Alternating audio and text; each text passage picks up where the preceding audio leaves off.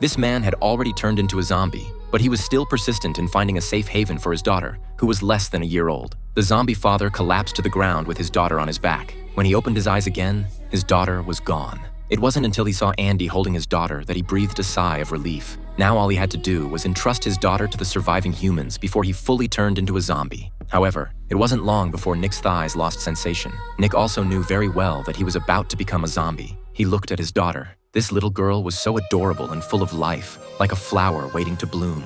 How could he let her wither away here so early? Nick struggled to take a few more steps forward, but he really couldn't keep going.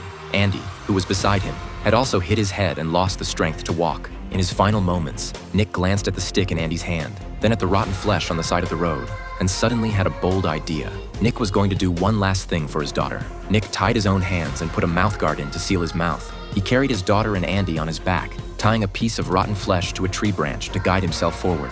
He had become a zombie who only knew to chase rotten flesh, and at the same time, an unstoppable walking machine. Just like that, they slowly moved forward on the empty wilderness. After walking for who knows how long, they finally encountered Andy's tribesmen. Everyone was stunned by what they saw. They instantly understood what had happened. The rotten flesh was used as a guide. The weight was carried forward. This was a father's final act of love for his daughter in his dying moments. The tribesmen rescued the baby and gave the zombie Nick his final rest. They also adopted the daughter on his behalf. Everyone gathered together to enjoy a brief moment of peace and tranquility. The women all adored this baby. When they inadvertently lifted the baby's clothes, they found a sentence Nick had written on her belly: "Thank you."